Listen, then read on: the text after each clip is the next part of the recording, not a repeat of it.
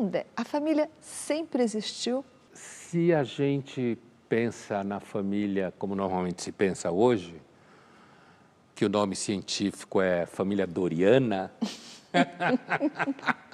né? Não, nem sempre existiu.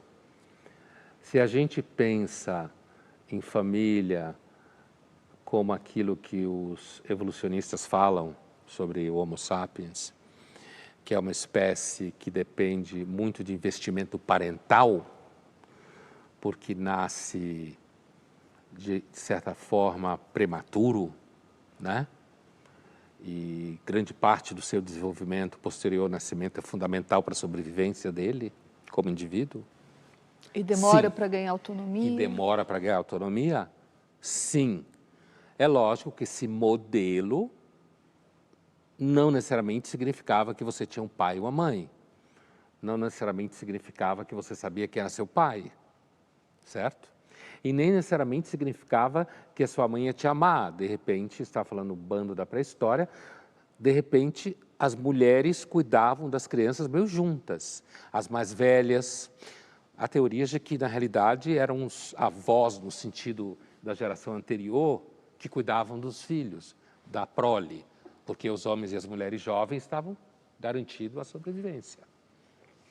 Então não dá para dizer que sempre existiu família como a gente conhece hoje. Então a gente pode dizer que a família é resultado de um instinto gregário, primitivo, ou a família é uma construção social, uma invenção moderna? Veja bem, dizer que a família é resultado de um instinto gregário, sim, o Homo sapiens é um animal gregário. Dentro desse processo de ser gregário, a necessidade do investimento parental é alta. E não só do investimento parental, a necessidade de você ter alguma condição de mínima segurança e cuidado para a fêmea reproduzir. Porque a mulher sapiens, ela leva 9 meses grávida, ela, à medida que o tempo vai passando, ela vai tendo problema de locomoção, o parto é dolorido, ela normalmente só dá luz ao filho e, na maioria das vezes, se ela tem que dar à luz sozinha, a chance dela morrer é maior. Então, isso significa que o mecanismo reprodutivo da espécie, ele é um mecanismo que exige cuidado, tanto para a prole quanto para a fêmea que reproduz diretamente e gera os filhos e dá à luz.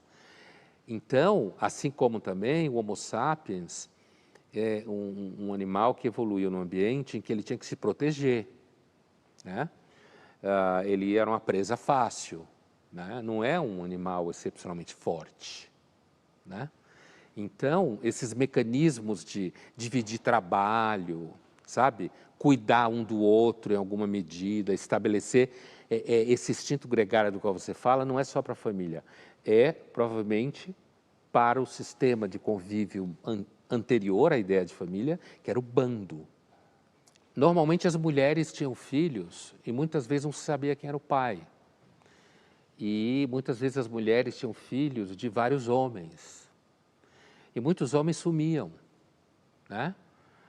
Por exemplo, era muito comum em Roma, vou citar Roma porque Roma é tipo o topo da civilização antiga, pelo menos no Ocidente. Era muito comum, muito fácil, se tem uma mulher andando sozinha em algum lugar, você encosta ela na parede e transa com ela e vai embora.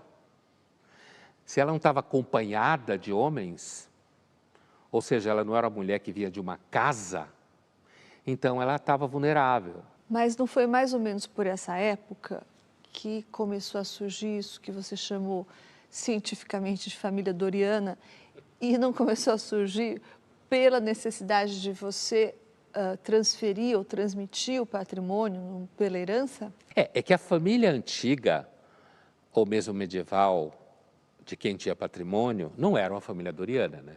E essa família antiga, ou medieval... Romana. Romana, para situar, que o casamento estava diretamente vinculado à filiação e ao patrimônio, ela não necessariamente tinha que ser feliz. Não necessariamente o homem e a mulher tinham que se amar. Não necessariamente havia expectativa de fidelidade. Pelo contrário, não havia, né? Então, a ideia de casamento sempre esteve ligada à noção de patrimônio.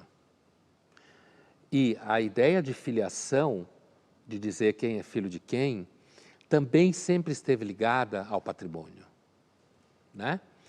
Portanto, quando começa a surgir digamos, paulatinamente esse modelo de família que a gente tem, esse modelo de família que a gente tem não está necessariamente vinculado à ideia de felicidade. Felicidade familiar, eu quero dizer. O cinema americano ajudou a criar essa ilusão de que na Idade Média os plebeus, sabe, a mulher cozinhando, fofinha, o marido trazendo a caça, os filhos brincando no jardim.